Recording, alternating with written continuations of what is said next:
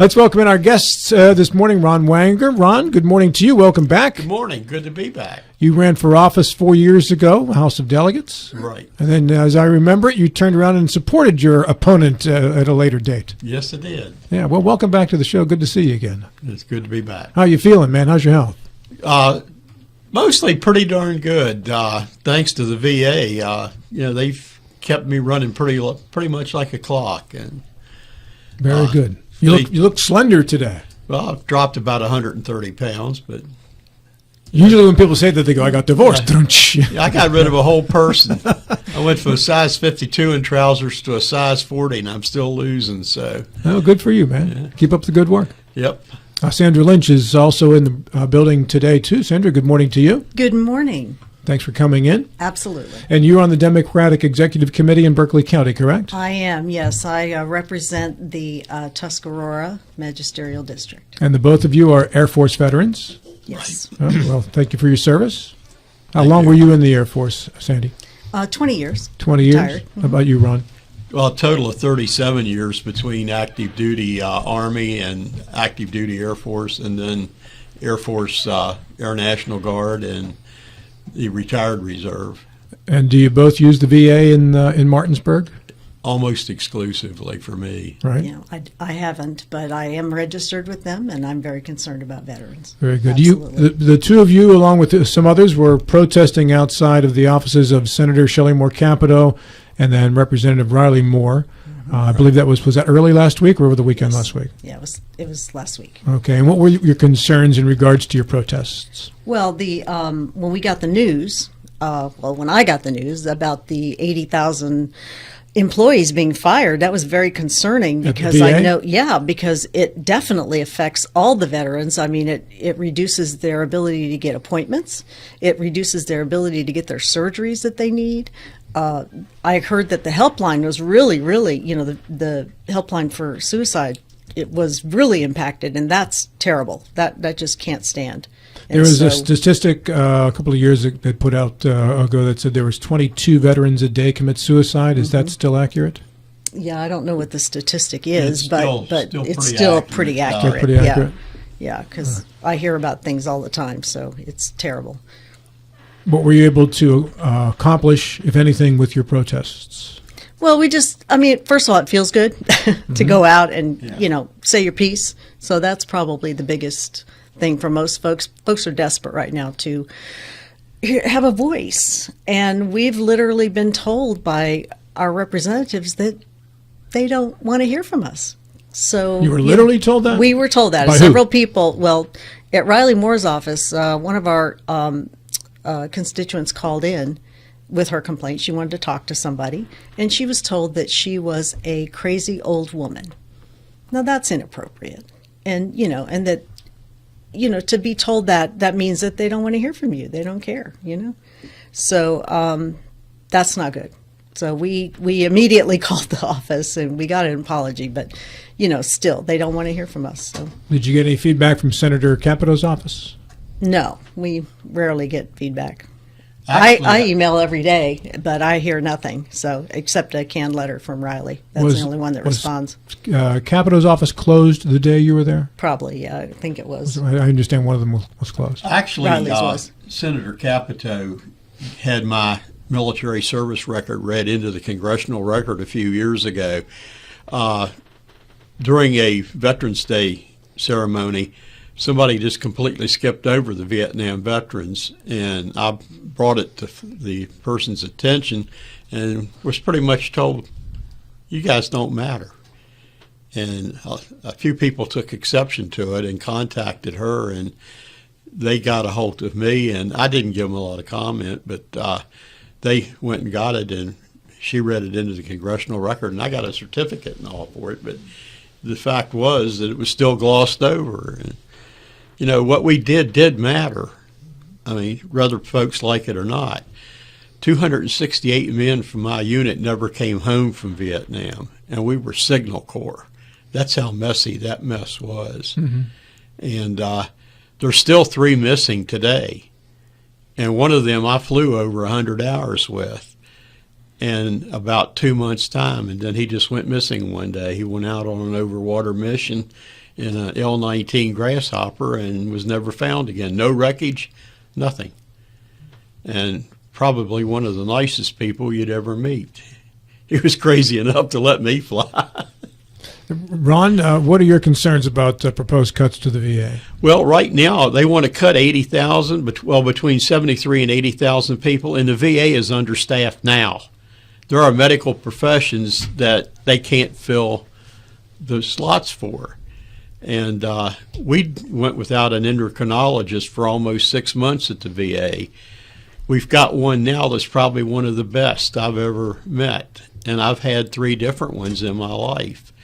And I get calls from this gentleman 8, 9 o'clock at night. He's still in the hospital, and they're salaried. I was salaried. I know how that goes. Anything over 40 hours is donated time.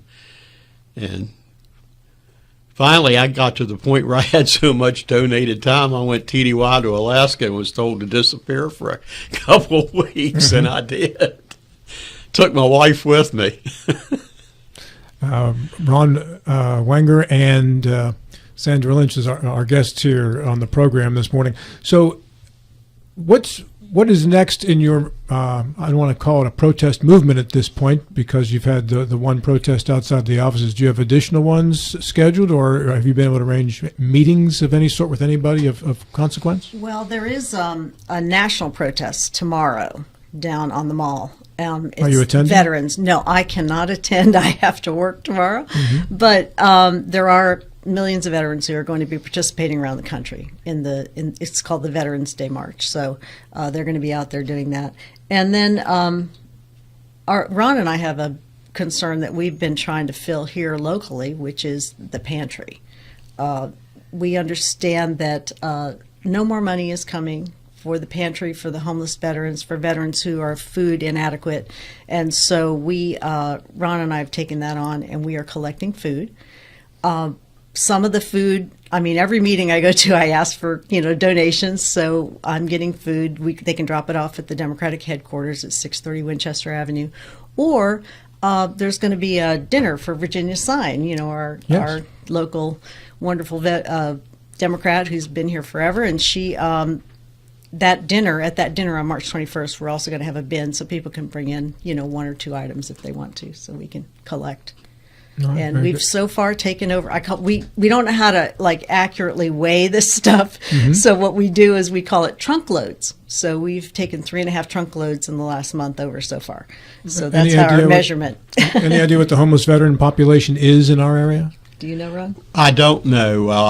I know it's extensive. I've been out and been in a few of the camps and actually talked to some of these people. Some of them are in dire straits. Some of them are not in the VA homeless program because they have an addiction of some type that prevents them from being in there, because the VA does, tell them you got to come in here and you got to be drug free and smoke free. Mm-hmm. And there's people that just, they can't toe that line for one reason or another. And, some of those addictions are a terrible thing to break. And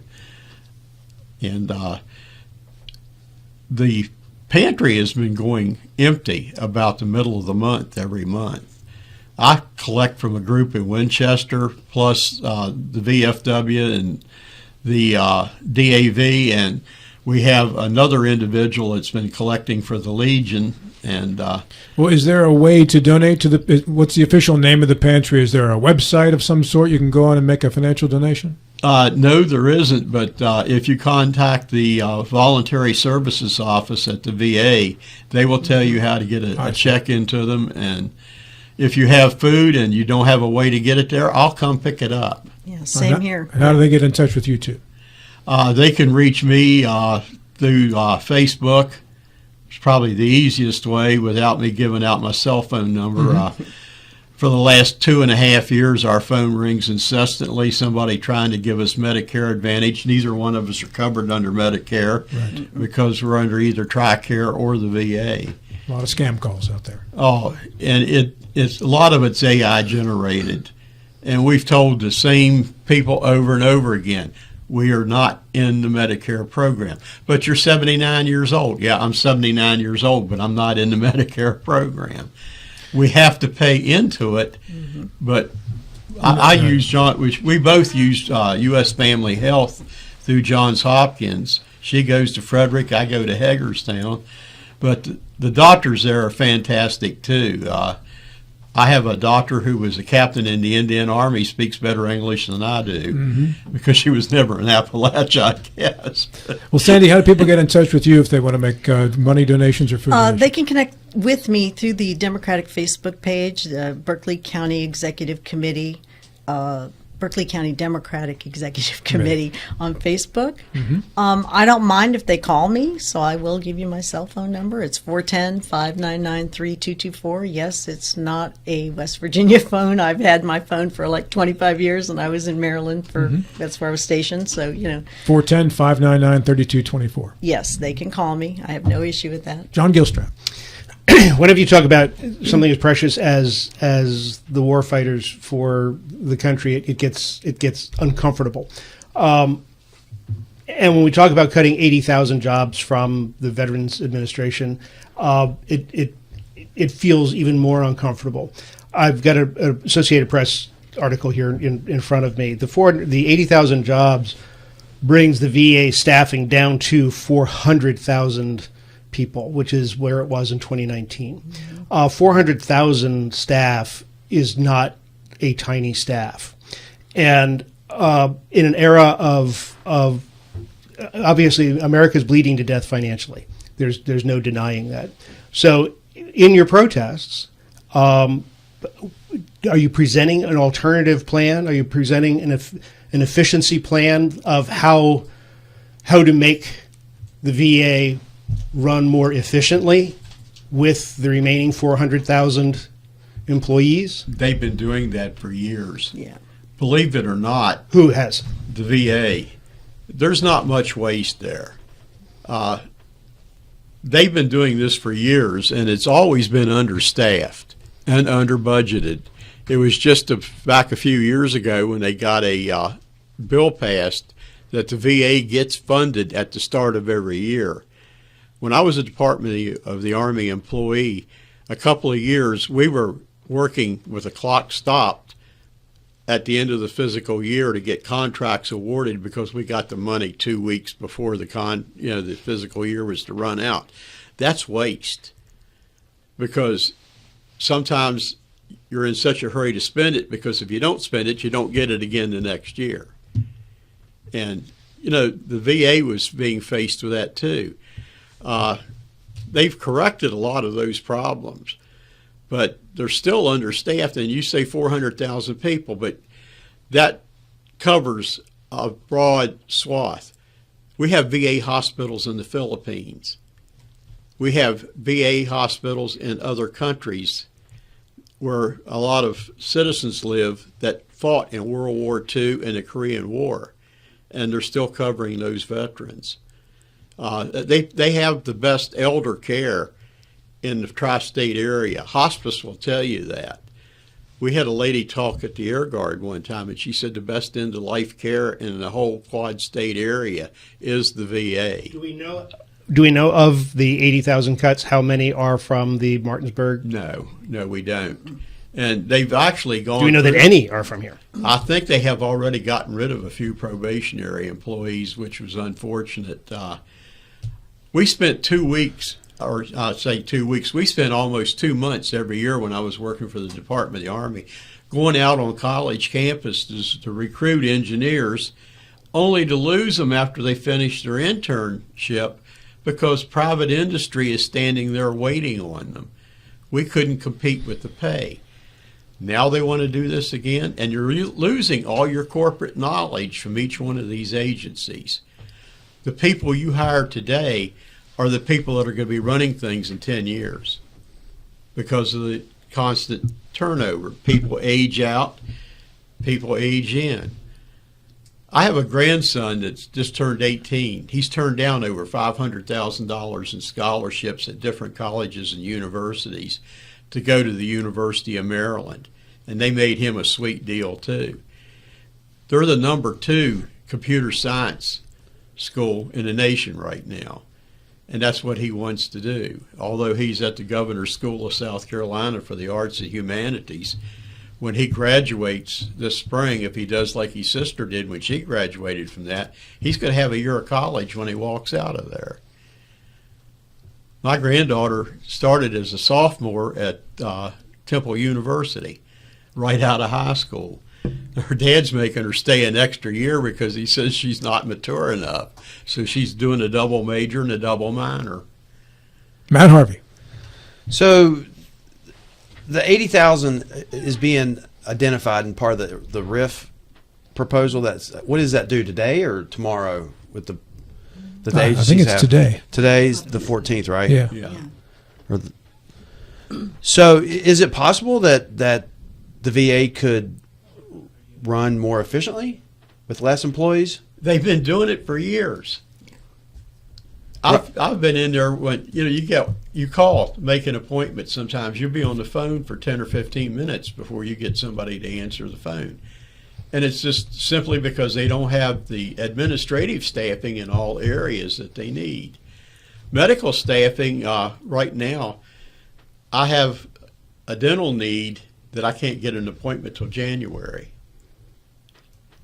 And, that's a long time to go. Sandy? Well, for me, since I don't use the VA, I'm not as familiar as Ron is, obviously. Right.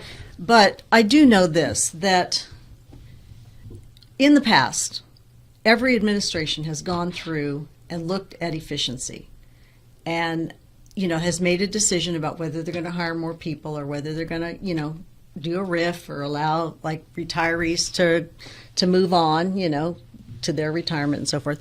But, to slash and burn the way we're doing it right now, I think that's wrong. Well, And so I think there should be a better way. I think it should be planned. I think it should be each agency have the chance to, whether it's the VA or Department of Energy or the nuclear guys or whatever, have a chance to review what they're doing.